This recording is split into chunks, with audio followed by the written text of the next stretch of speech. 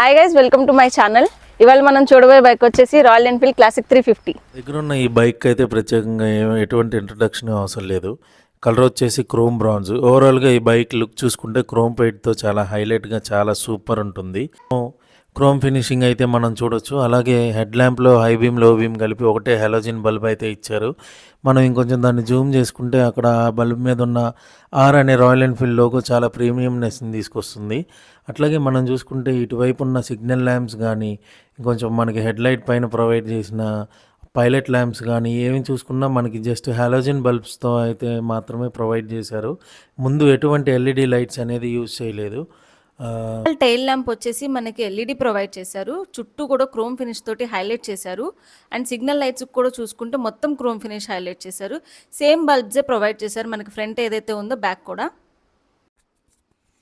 ఇంకా మనం ఇక్కడ ఫ్రంట్ సస్పెన్షన్ విషయానికి వస్తే ఇక్కడ టెలిస్కోపిక్ 41mm ఫోక్స్తో వస్తుంది. దీని ట్రావెల్ వచ్చేసరికి 130 mm ఉంటుంది.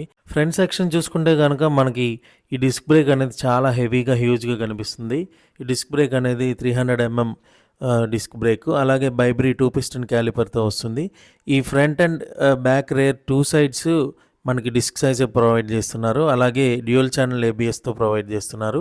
ఈ టైర్స్ వచ్చేసరికి మనకి సియట్ ట్యూబ్ టైర్స్ అనమాట. ట్యూబ్లెస్ అనేవి ఈ స్పోక్ వీల్స్కి ప్రొవైడ్ చేయలేదు. అలాగే ఈ టైర్ సెక్షన్కి వస్తే 100/90 × 19 ఇంచ్ స్పోక్ వీల్స్తో అయితే మనకి ప్రొవైడ్ చేయడం జరిగింది. అలాగే మనం ఇక్కడ ట్యాంక్ చూసుకుంటే కనుక రాయల్ ఎన్ఫీల్డ్ ఎంబ్లెమ్ ఉంది. అలాగే ఇక్కడ engine 349cc 4-stroke BS2 phase 6 ఇంజన్తో మనకి ప్రొవైడ్ చేస్తున్నారు.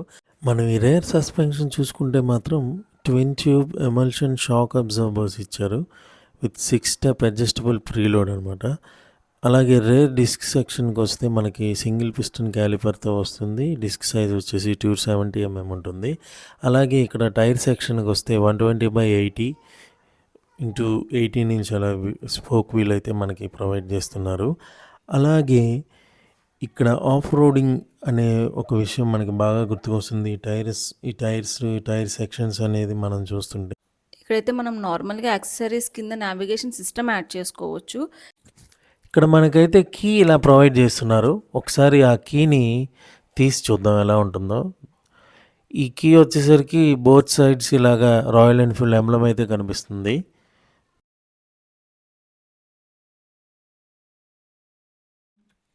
ఇక్కడైతే ఇది ఇంజన్ కిల్ స్విచ్. ఇక్కడ వచ్చి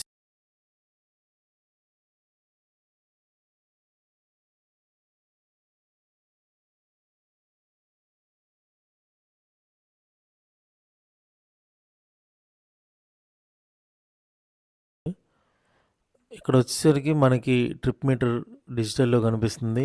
స్పీడోమీటర్ వచ్చి అనలాగ్ కనిపిస్తుంది. అలాగే మనం అక్కడ డిజిటల్ మీటర్లో ఫ్యూయల్ గేజ్ ఉంది.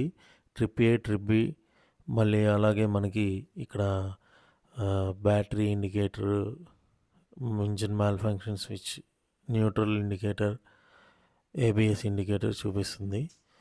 సో నెక్స్ట్ మనం ఇట్లా లెఫ్ట్ సైడ్కి వస్తే మనకి ఈ high beam low beam pass switch అయితే కనిపిస్తుంది. దాని కింద signal lights on and off switch ఉంది.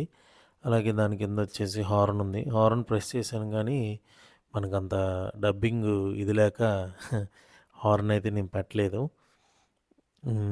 దాని కిల్ స్విచ్ కింద వచ్చేసరికి మనకి హజార్డ్ లైట్ స్విచ్ కూడా కనిపిస్తుంది. అది నేను ఇందాక చెప్పడం అంత టైం దొరకలా వీడియోగ్రాఫర్కి. స్పీడ్గా తీసాడు.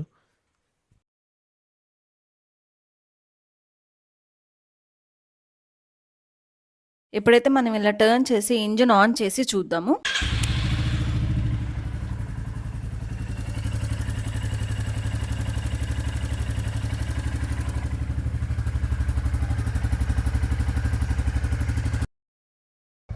This is all about Royal Enfield Classic 350. Next వీడియోలో ఇంకో బైక్తో కలుద్దాం. Until then this is Varsha signing of.